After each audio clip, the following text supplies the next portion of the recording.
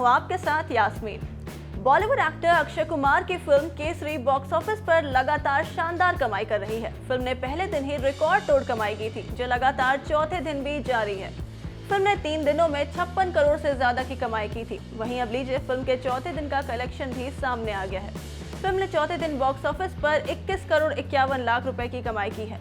इसी के साथ केसरी ने अपने वीकेंड पर अब तक 78 करोड़ 7 लाख की कमाई कर ली है, जिसकी जानकारी ट्रेड एक्सपर्ट तरन आदर्श ने ट्विटर के जरिए दी है।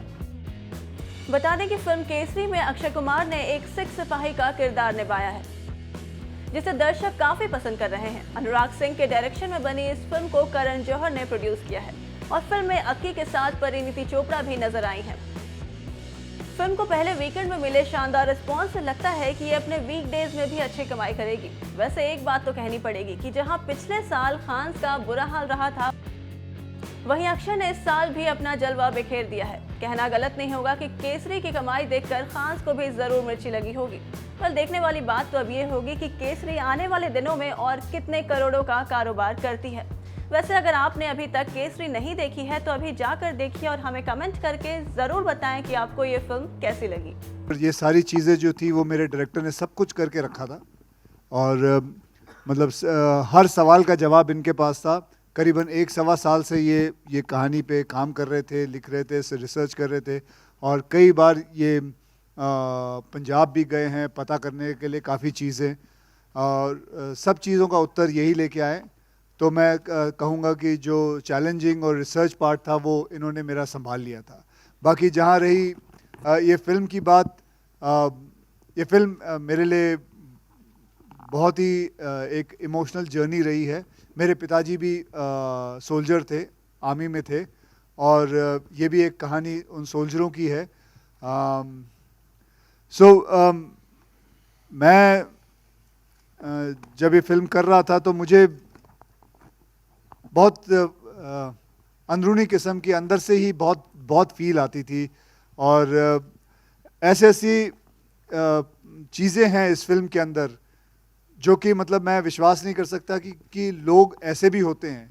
मतलब आप इमेजिन कर सकते हैं कि 21 सिख, 21 सरदार एक फोर्ट के अंदर हैं और उनको पता है कि बाहर 10,000 लोग खड़े हैं उन्हें मारने के लिए। मौत तो निश्चित है, लेकिन फिर भी अपने कंट्री के लिए, अपने देश के लिए, अपने ऑनर के लिए, अपने गुरुओं के लिए ये लोग लड़े जानते हुए कि क्या होने वाला है। और ऐसा लड़े कि आज अगर आप गूगल में डालो कि 5 सबसे बड़ी बैटल कौन सी है तो हमारा नंबर 2 पे आता है। ऐसा लड़े ये लोग कि पूरी दुनिया याद रखती है। मैं बस दुख तो इस बात का है कि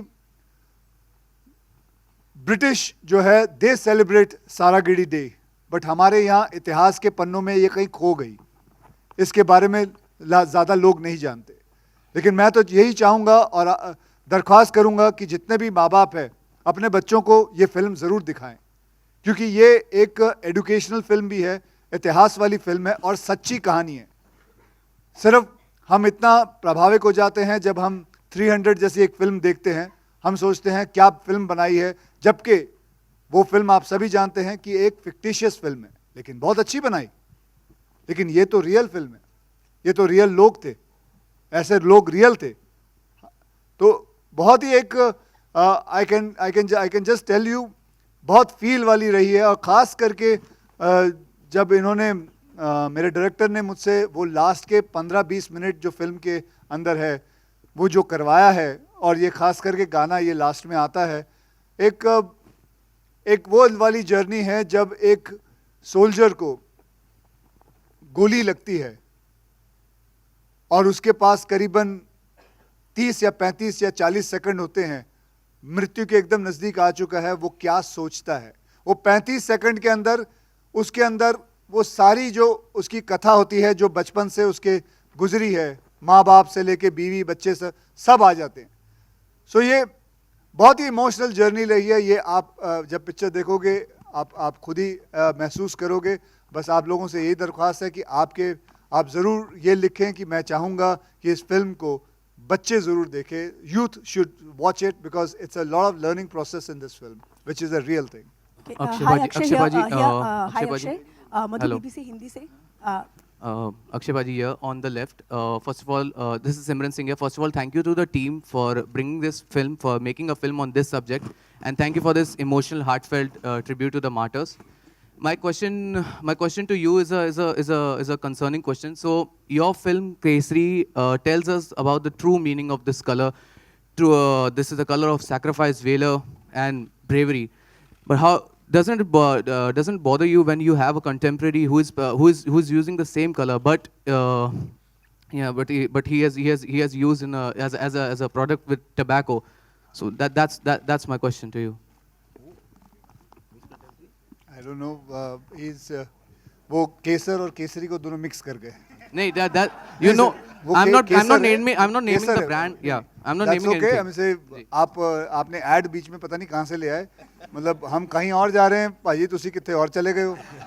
तो कोई गल नहीं, लेकिन भाजी I don't think like that. मैंने कभी जिंदगी में अपने ख्वाब में नहीं सोचा था कि ऐसा प्रश्न मेरे पास आएगा. लेकिन कोई बात नहीं. इसके बारे में जैसे आपने मुझसे प्रश्न पूछा, उसका उत्तर मैं सारी जिंदगी लगा लूं, मैं नहीं दे पाऊंगा. तो भाजी आई एम सॉरी, मेरे पास नहीं है उसका उत्तर. हाय अक्षय, BBC हिंदी से मधु. सबसे पहले तो ये जब गाना हमने देखा काफ़ी इमोशनल हो गए हम लोग, उन शहीदों की कुर्बानी हमें याद आ गई. दो सवाल था. पहले तो ये जब आपने पूरा शूट किया, आपकी पूरी टीम ने पूरा शूट किया, तो क्या उस दौर से जब गुजर रहे थे आप शूटिंग के दौर पे, उसका एक्सपीरियंस कैसा था? क्योंकि अब हम सुन रहे थे तो हमें काफ़ी इमोशनल, हम कनेक्ट हो गए उस चीज़ जी से. बिल्कुल, ये बहुत ही इमोशनल गाना है. ये वही 35-40 सेकंड जो एक सोल्जर के जब गोली लगती है उसके ज़िंदगी में क्या होता है, मतलब उसके उस 35-40 सेकंड के अंदर वो क्या सोचता है, ये पूरा गाना वही है. एंड मैं दाद देता हूँ जिन्होंने ये गाना लिखा है कि किस हिसाब से लिखा है. मतलब वो वर्ड मैं कभी नहीं भूल सकता कि माँ कहती है तू मेरा चांद है और चांद हमेशा रहता है. बहुत सारे ऐसे वर्ड्स हैं अंदर जो बहुत अच्छी तरह पिरोए गए हैं. And it was a very very emotional journey. Ma'am, दूसरा मेरा सवाल ये था कि ये फिल्म कहीं ना कहीं मतलब जिस तरह से आप भारत के वीर से जुड़े हैं, बहुत अच्छा काम कर रहे हैं, लेकिन ये फिल्म कहीं ना कहीं डेडिकेट है, तो उसका भी जानना चाहेंगे, उसके पीछे का कारण क्या है?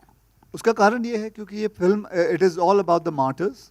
It is about what happened in 1897 on September 12th, and it is about the sacrifice what they did for the country, and that is why we have dedicated this film to Bharat Ke Veer and all the martyrs who have given their lives so that we can live our lives.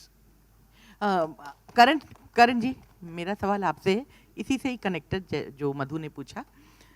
एक film maker होने के नाते आपसे पूछना चाहूँगी कि उरी और पुलवामा के बाद जो माहौल बना है उसमें ये फिल्म कितनी अहम है, और इस फिल्म को जो अभी माहौल बना है उसका कितना फ़ायदा मिलेगा? अच्छे वे में पूछ रही हूँ, खराब वे में नहीं पूछ रही हूँ.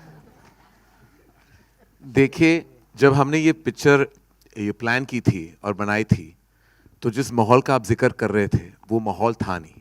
वो माहौल हमारे देश का था, जिस देश में हम रहते हैं, जिस देश की मिट्टी के हम हैं. ये फिल्म उसी मिट्टी से बनी हुई है. इस फिल्म का दिल बड़ा है, और ये जो बड़ा दिल है ना, वो आप किसी भी दौर में भी आप रिलीज कर लो. अगर आप वाकई अपने देश से प्यार करते हो, प्रेम करते हो, और जिन लोगों ने अपनी जान गंवा दी इस देश के लिए, अगर वो कनेक्शन आपके दिल में है, तो आपको किसी भी माहौल में ये पिक्चर रिलेट कर पाएगी, आपसे रेजोनेट कर पाएगी, और आप रिलेट करोगे और आप पसंद करोगे और आप गर्व करोगे कि ऐसे इंसान थे और आज भी हैं. तो ये माहौल की बात नहीं है, ये फिल्म की बात है, कहानी की बात है, और हिंदुस्तानी होने की बात है. हाय, सोहेल here, आपके सामने.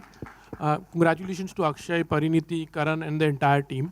जब ट्रेलर आउट हुआ था तभी also we could feel that connect actually very emotionally.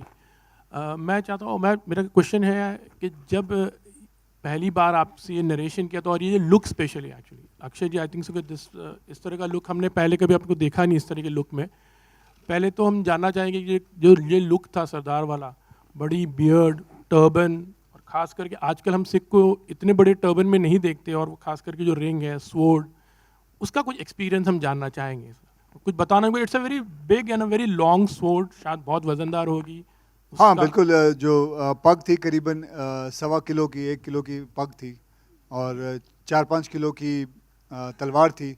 वैसे उस वक्त की बात अगर हम करें तो उस वक्त जब वो तलवार पकड़ते तो वो करीबन 20 या 22 किलो की तलवार पकड़ते थे, क्योंकि वो लोग असली घी खाते थे। हम डालडा हम बराबर दही भी नहीं खा सकते। आप अभी भी असली घी खाते हो, इसलिए इस तरह लगते हो। वो बनावटी चीजें तो हम खाते हैं। यू आर डिसिप्लिन पर्सन, बहुत discipline. Your lifestyle is in a very discipline में, आप बहुत डिसिप्लिन फॉलो मत पूछिए कितना डिसिप्लिन्ड है इनका लाइफ। पहली बार जब मुझे अक्षय कुमार से मिलना था तो उन्होंने 6 बजे कह दिया, मैं तो 6 बजे शाम को जा रहा था, मुझे कहाँ पता था कि 6 बजे सुबह ये मुझे बुला रहे थे। ये इंसान नहीं है, मॉर्निंग अलार्म है। Hi Anurag, मैं आपको बताऊं जिस हिसाब से इन्होंने बात की है, इससे साफ जाहिर होता है कि ये नाइट स्कूल में गए थे, डे स्कूल में नहीं। ये अपना बचपना भूल गए। ये शायद रात को जाते थे 1:30-2 बजे, चलो भाई पाठशाला आया हूं, पढ़ूंगा अब बैठ के। अच्छा, on a serious note we would like to know, थोड़ा आगे ऐड कुछ बोल रहे थे आप वो सोड के बारे में। हाँ जी, बहुत कुछ। तो वैसे भी बताऊं आपको कि मैं जब पग पहनता था, पगड़ी पहनता था, तो एक शान सी अपने आप आ जाती है। एक आपकी जो रीढ़ की हड्डी है वो एकदम सीधी हो जाती है, क्योंकि आपके कंधे पे, आपके सर पे एक हल्का सा वजन आ जाता है, तो आप अपने आप ही you become very aware of everything. You become completely upright, and मैं ये कहूँगा कि there's a scientific reason to it. और ये मैंने देखा है कि जो इंसान जब पग पहनते हैं, जो सही पग पहनते हैं, वो हमेशा एकदम सही हिसाब से खड़े रहते हैं। और ये इसकी जो रिसर्च जो है जितनी भी है, मैं चाहूँगा कि ये मैं भी जानना चाहूँगा, तू किस तरह कितनी रिसर्च है दास?